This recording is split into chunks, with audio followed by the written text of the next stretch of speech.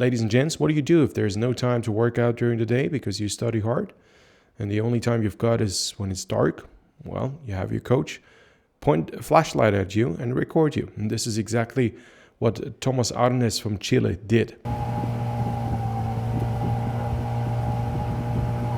Tomas asked me for a review and a couple tips, how to improve his rowing. Understandably, the footage is not perfect, but I think we can all work with this. And of the many things I see, there's one problem that leads to many more problems. The one problem is here at the catch. You see how stiff the arms are, how far away the blades are, and what happens now is the unloading of the hands. You can try to raise your arms as much as you want. It will overwhelm you, and see the shoulders are going up. And now the results of that, the shoulders continue to go up. Why? Because you're going through the shoulders and not through the lats. And here at the finish, he's trying to pull straight because the only thing he can do is to pull in with the arms instead of using the torso to make the energy go around the pins. Here. Therefore, he also washes out at the finish. So, how do you fix this? It's a very simple way to do this. First, hold your knees down. We just had this with Hamish before. Hold the knees down. It's really a common issue I see with many rowers. If you don't hold the knees down, your hip joints are not held in place, and therefore that torso to pelvis cannot rock forward on the seat. It's a very simple thing, but extremely effective. We'll see that the Biorower goes back the moment I hold my knees down. Therefore, my hip joint is fixed. Therefore, I can actually, when I bring my torso, when I bring my sternum forward, the seat goes back. Therefore, the Biorower goes back. You don't need to be religious about that. Just loosely hold a bit of tension. It's not like you need to make your legs firm. Not at all. Relax as much as you can. It's exhausting enough anyway. But have a bit of recovery here so that there's enough control so your hip joints stay where they are. And it's probably the only technique cue that you can use in the race. If you're racing a double or a quad or an eight, and one of you says, knees down at the halfway mark, it's going to make the boat faster. It's that simple. Now, as you go forward, you see that there's progressively more and more upper body weight placed onto the hands. So the blades go away from the water, and voila, we have the conclusion of the problem. Now, you could say the first fix, knees down, will solve almost everything, but it's not quite true. Because now you have muscle memory patterns you need to get rid of. Let me explain the problems and why we need to fix them in detail, and then the solutions will make much more sense. Step number 1. If you hold your knees down, your hip joints are being held in place by the knees. Would your knees go up? So would your knees go up this way? The hip joint would have to go that way. That means that the pelvis up to the sternum, it's about here, that's the part of your torso would like to rotate forward, has no anchor. It cannot hinge around anything because the part you want to hinge around is going forward. So this doesn't work. Therefore, knees down is a very quick solution. If your legs are stable, don't lock out the knees, but keep them locked. You can leave 2 degrees reserve or so. Then your hip joints are stable, and then you can rock the torso forward. In a couple of the videos I published before, I said you could go for a feeling that your seat almost goes back a couple millimeters. That's a good cue to follow because it's very helpful. This means you also start to accelerate the boat now this way. You can try this out. And you saw this in the last video with Hamish, that the Biorower actually starts to go back towards the bow. It's a simple matter of body mass exchange, but also tension. You have to make sure that you're always connected to the foot stretchers, either through a push motion or through a pull motion, but you never let go of the control of your foot stretchers. Now, going forward, the next thing is don't overextend your arms. If you overextend your arms, it's a very simple thing, you will overengage your delts. And the idea is, instead of trying to bring that part forward, what I want you to do is try to bring the lats forward and the shoulder blades. So to me, it really feels like I'm stretching my lats and shoulder blades, the lower arm forward. But if you overextend your arms, that doesn't really work. You can try this out with me. Extend your arms completely. The delts will engage. Doesn't mean they have to be loose all the time, but if they overengage, it's very difficult for the armpit to engage. And what I want to do is just give it a loose stretch. And if my elbows are loose, then it's much easier to stretch. To me, it feels like I just bring forward the upper arm. A trick you can use is to try to keep the wrists fairly loose. Doesn't mean don't hold the oar handle, hold it, but keep the wrist fairly loose. Therefore, the elbow can be fairly loose. Therefore, the shoulders are fairly loose. And you can now start to pull on the lats. Simple as that. It's super effective. A quick fix you can always work on. Don't do this. Use the weight of your wrists and elbows. To me, when I go forward, I use my thumb and small finger. Here, that. So that I can loosely bring here my handles forward. Come half slide, 3/4 slide. I really have to make sure that I don't put too much weight on my handles. What you are doing is you're doing that, and therefore you have to do this in order to pull. Now, when you do that, you disengage the muscles in your lower arms and in your lower upper arms and your lat as well. So you're not prepared. Therefore, your shoulders go up. So it's this. And then your curves look like that. You have a quick peak and you lose and drop off. Plus you got the zigzagging of the blades in the water. What I'm looking for is that here. A drive that looks like this, where I can engage my lats. So now we have to use a bit of imagination. At that stage, we say we have fairly loose elbows. See, what I'm looking for at that stage, instead of having that stiff, straight elbow, try to have loose wrists. So there's a bit of a bend in your arm. Not much, but a bit of a looseness, so we can stretch that part forward. That's extremely important, but it requires a bit of looseness here. What I don't want you to do, I will show you later on a Biorower, is that you intentionally pull the elbows down. No, it should be a natural motion. I mean, think of it this way. Going stroke rate 30 means you repeat a full stroke cycle every 2 seconds. Avoid any unnecessary motion. But that is also an unnecessary motion. It's just not effective. What many people don't realize, and I will definitely include this in my Learn to Row series, is that rowing is not about legs, upper body, and arms. I know it's been coached this way, and Charlie, you told me that most rowing beginners videos are arms forward, upper body forward, then legs, then push with your legs, then upper body, then arms, and then various variations of you can use this and that together. The point is that rowing is actually a motion about legs and torso. This is where we move. These are the strong muscles. And we just use the arms to transfer energy around the pins. When I'm on the Biorower, you will see me from the top camera, and then I can actually show you that this part here is our arms are a means of transfer of energy. This is why your technique is messed up on these linear ergs, because there it actually does work. You can row legs, upper body, and arms. But the true rowing motion, this is sculling, is in, across, and out. So you can actually engage your lats, and it makes you faster to do this. Imagine there's a sheet of paper underneath my oar handles, and imagine I could mount a pen to each oar handle.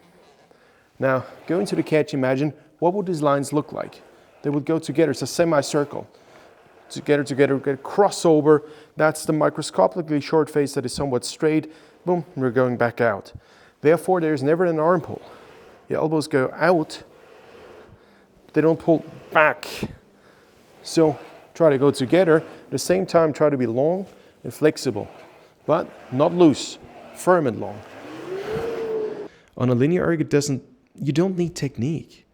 And the problem is that because you want to perform on a linear erg, you learn technique that is effective for that kind of device, no matter what it's called and how dynamic it's supposed to be. And then you get in a boat and then you row like this, and it's just not fast. Things that make you fast on a linear drive rowing machine do not make you fast in a boat. It's that simple. You have to learn 2 different techniques, and that's a waste of time. At that stage, you should make sure that all of your weight is distributed between the seat and the foot stretchers. And at that stage, you should try to pull the foot stretchers with your hamstrings.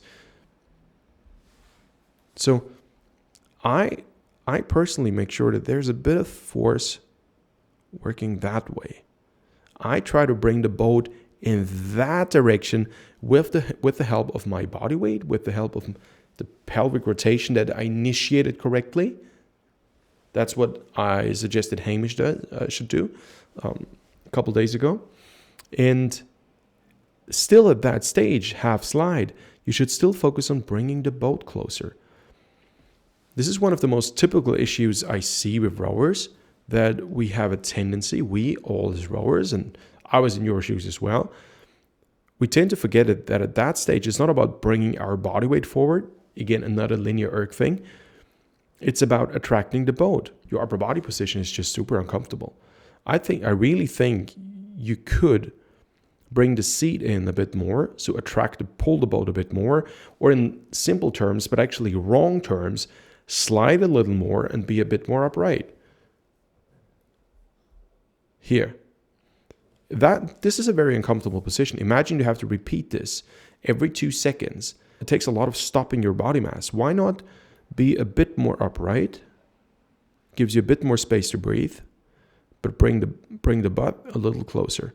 I think your feet, I don't see much here, but I think your feet should come a little lower, and make sure that the angle of your foot stretchers should be roughly a 44 degree angle. This is what 45, okay.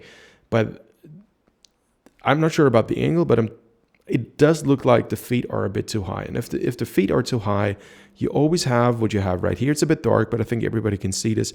The low back is a bit round. Sometimes this is not even a matter of being lazy or not knowing what to do. The feet are simply too high. And if the feet are too high, this is uncomfortable for you. So there are two options. If there's enough space in that boat, lower the feet.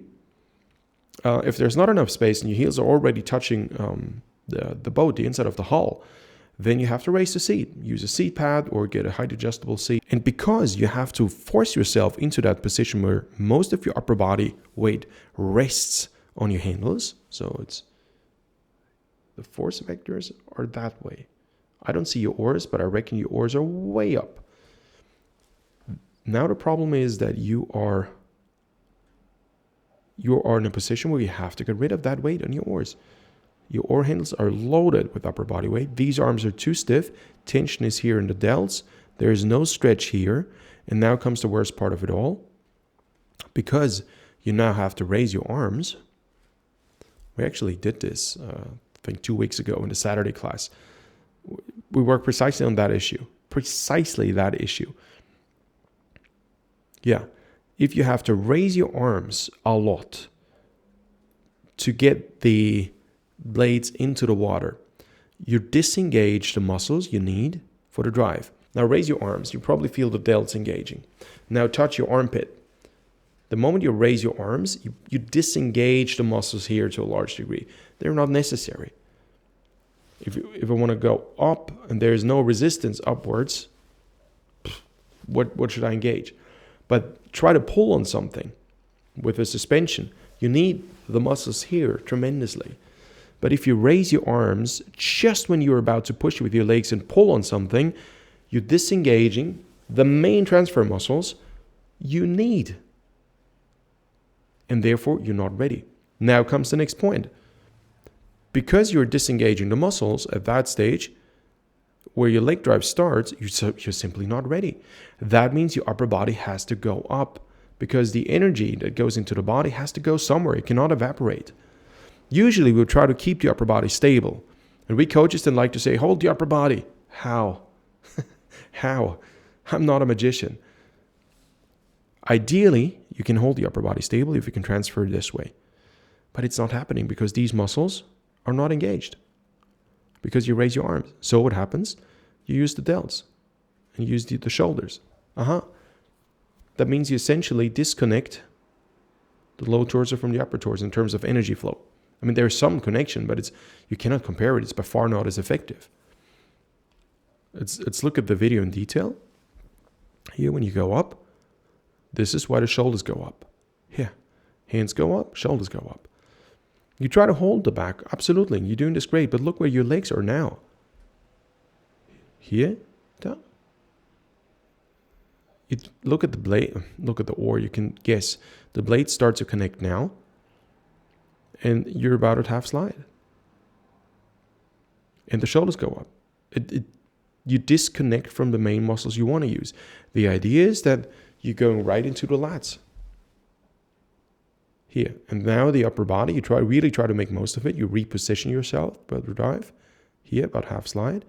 And now you have a bit of an upper body swing that is effective. This is rare. A lot of people don't do this. And then they swing back too much because they don't feel that the upper body has some effect. So props to you, Thomas. The fact that you are repositioning your body after your shoulders go up, this actually speaks volumes for you. Good feeling.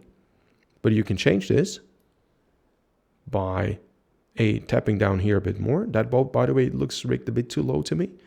I don't think the boat is too light. It's just the oarlock seemed a bit too low for me. You don't have enough space. Hold the tap down, hold the tap down, hold the tap down. Don't extend your arms completely. Hold the knees down. Make sure most of the forward lean you want to achieve is done by half slide. And from that point on, you just attract the boat. Gradually raise your arms. Make sure the bottom edge of the blade is close to the water. Then you start to drive. Now, one more issue. If you hammer the blades in at the catch, what happens is you create a tremendous amount of slip. I've said this in a couple of videos, and I will explain this just in a moment. Now, side view of the blade, okay? So this is the blade. I try my best to draw this. Okay. Now, when the blade is in the water and it's stable, there's a bit of slip, but it's really not much. What we want is a blade that does not move up and down too much. If we look at the water line where, let's say if you let your blade rest in the water, and say you're in a standstill position, you just let the blades float. They will naturally be up to this level in the water. Blades are designed to float. Even if you don't use your handle foils, they would make it much easier because you feel where this is. But let's say you don't have them.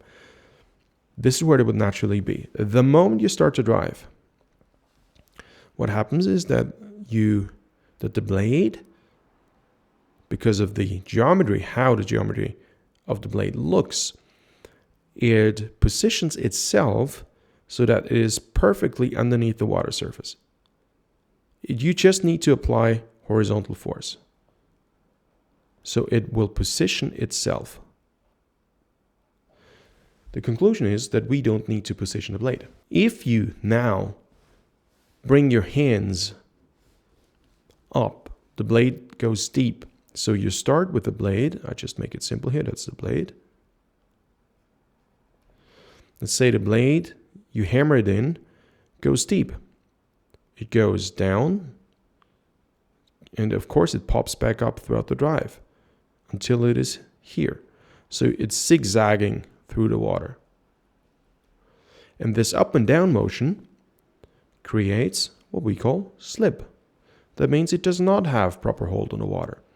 Now, why is it that you feel more resistance when the blades go deeper? Because of that. The blades want to go back up. What you feel is that you displace water vertically.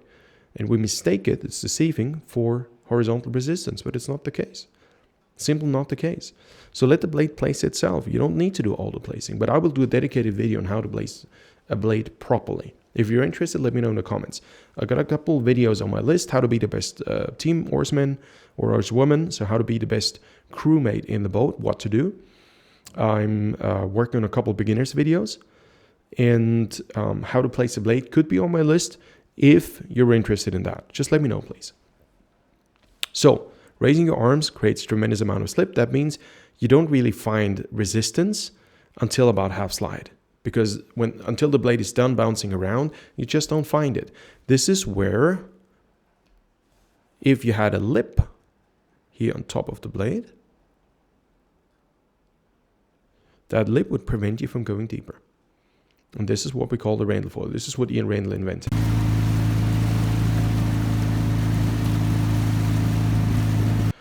If you're using a Randall foil for the first time and you have issues to get the blades off the water, use a 4-degree pitch. Standard 4-degree pitch. It will create a bit of sound, but it's still faster in rough conditions. They use Randall foils for Atlantic Ocean crossings. And I believe the Atlantic Ocean is a bit rougher than what we're used to. Thomas, so far so good. I think you know the cues. Now I hop on a Biorower and I quickly recap in a true rowing environment so you see the effect, also the effect of the force curve. Thomas, here's the issue. First thing, you go forward, delts over engage. and therefore you cannot get that stretch. What I'm looking for, instead of doing this, I want you to be loose in your wrists, therefore loosen your elbows and shoulders, and you can start to do that. To me, it feels like when I cross over, I always relax. So go for a finish position, cross over, relax, go forward. And this is extremely important because it allows me to stretch the lats forward. Look in the top camera, that's what I mentioned before. You will see that the Biorower goes back. The moment I hold my knees down, therefore my hip joint is fixed. Therefore I can actually, when I bring my torso, when I bring my sternum forward, the seat goes back, therefore the Biorower goes back. You don't need to be religious about that. Just loosely hold a bit of tension. It's not like you need to make your legs firm, not at all. Relax as much as you can. It's exhausting enough anyway. But have a bit of recovery here so that there's enough control so your hip joints stay where they are. You don't need to push with your legs, just be present. Present, bah. So, next step, when you go forward, roughly half slide, this is where I still want to make sure I'm loose. So what I meant by not exaggerating, don't do this. Use the weight of your wrists and elbows. To me, when I go forward, I use my thumb and small finger. Here, that. So that I can loosely bring here my handles forward. Come half slide, 3/4 slide, I really have to make sure that I don't put too much weight on my handles. What you are doing is you're doing that, and therefore you have to do this in order to pull. Now when you do that, you disengage the muscles in your lower arms and in your lower upper arms and your lat as well. So you're not prepared, therefore your shoulders go up. So it's this. And then your curves look like that. You have a quick peak and you lose and drop off. Plus you got the zigzagging of the blades in the water. What I'm looking for is that here, a drive that looks like this, where I can engage my lats through a stretch.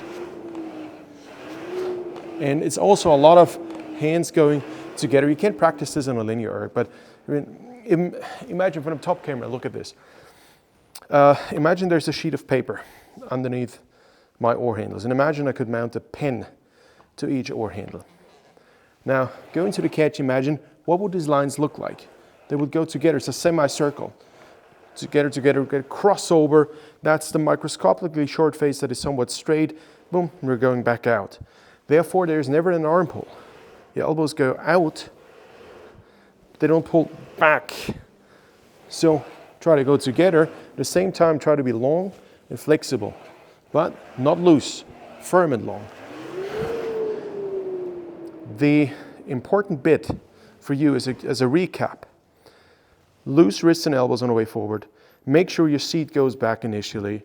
Make sure you have light hands. You could always do that into the catch. Yes, I have not passed vertical shins, but this is because I still reach the length I want to reach.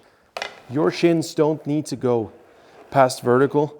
You usually have enough reach like that unless you're really small. And the vertical shins are nevertheless not a parameter I care for. What I care for is the hinge in my pelvis. This matters much more. So you could have past vertical shins if you have flexible ankles. But I did a dedicated video on that. I'm going to link it in the video description. Now, recap, loose and long. Here during the recovery, during the pickup, firm and long. So you feel the suspension in your shoulder blades, and you can carry over the load through the entire drive. Let's compare the two styles. What do I not want? What do I want? What do I not want is this. What do I want? Loose, build. Loose, build. Compare. What do I not want? Look at the curves. What do I want? That.